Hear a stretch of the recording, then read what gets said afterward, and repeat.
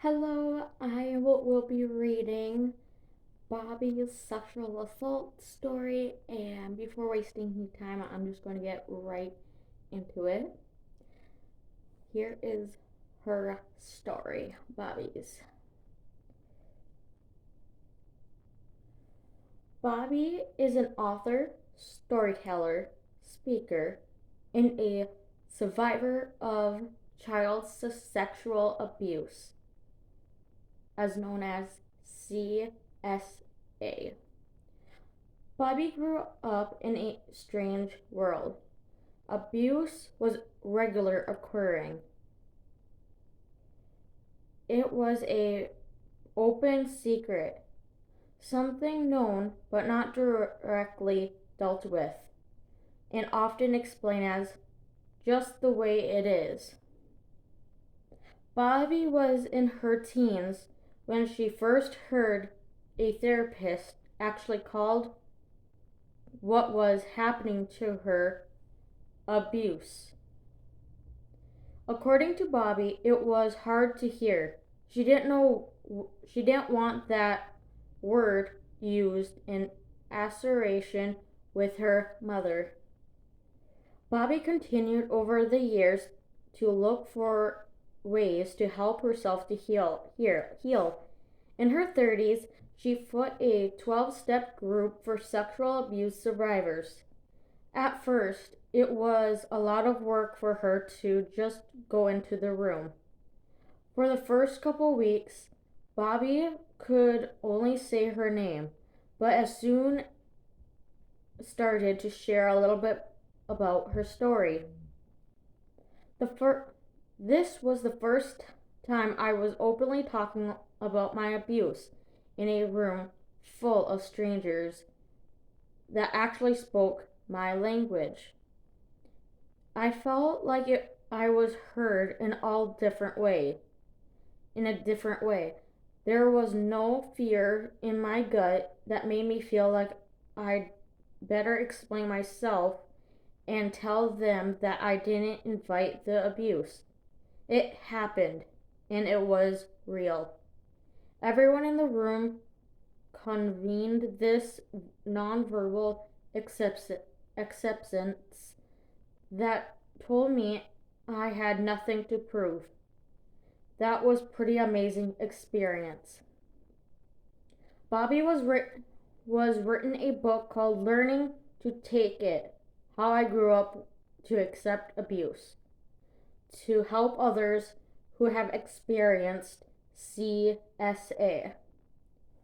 Deciding to write the book I was absolutely one of the best decisions of my life.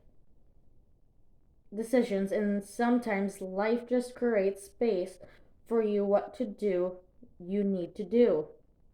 Since I was a little girl, I was confronting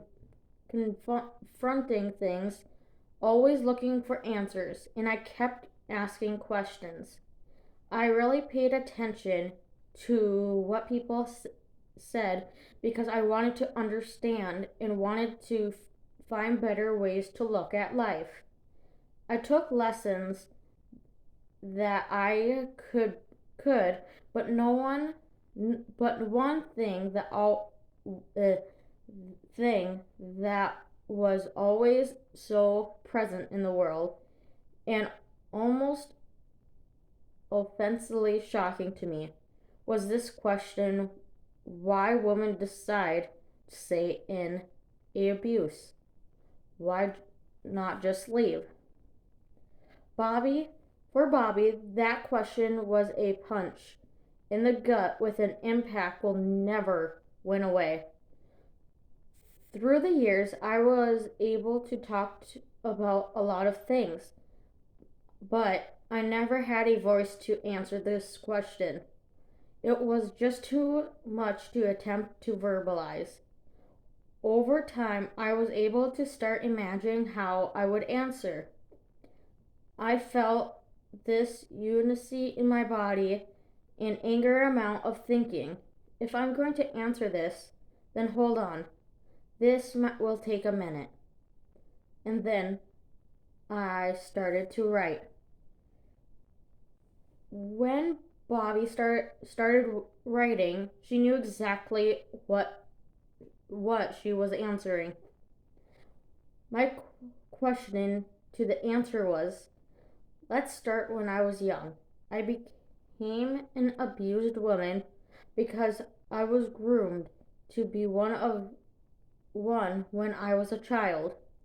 If you are looking at someone who is 25 and talking about her abuse, well, the conversation is 20 years late. People needed to talk to her when she was 5, when she was learning to imagine herself as a woman. Writing until Waiting until she's an adult often means she's been questioned and unlimitedly blamed for having a life that she learned and had to endure for so many years. I hope that sharing my story can help us understand that victims don't simply choose a life of abuse, and maybe we need to start asking a different kind of question. Just the process of writing was an incredible experience for me. It seemed like everything kept coming out so quickly, but it was all the years of questioning that gave me a voice. I wrote a couple months, then I actually felt stopped almost immediately about halfway through. In my gut, I knew it was happening. Everything I was saying in my writing was genius and honest and incredible hard to hear. It was my truth, but wasn't alone as I lived it.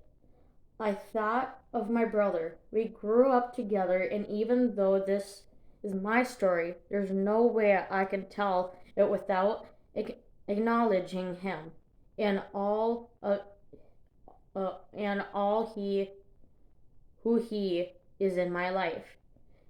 It was time for me to call and tell him what I was doing.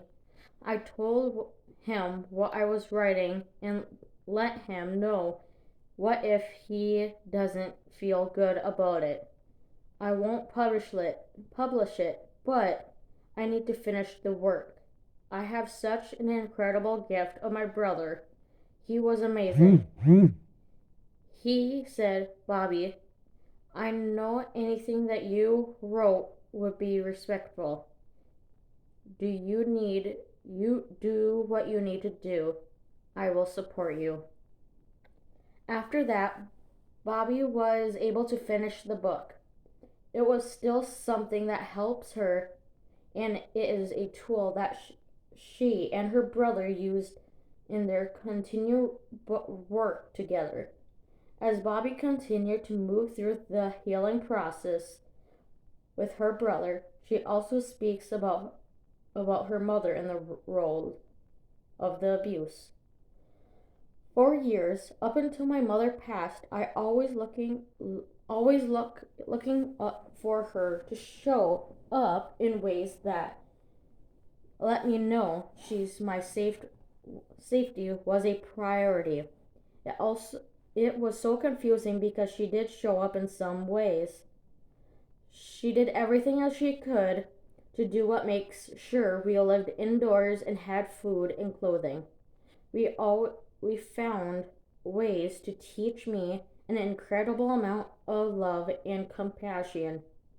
Still, we lived so long in abuse that she allowed.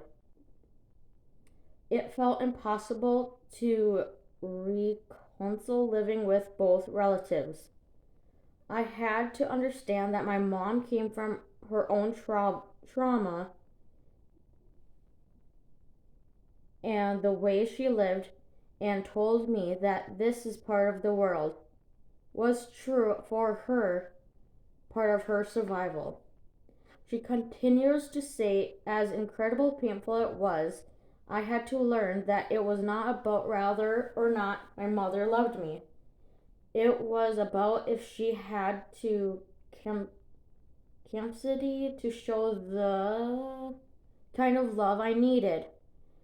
It was a very hard line to be able to follow, but I can remember that my mom shared with me the kind of love she was able to do. Then I came to hold some comfort.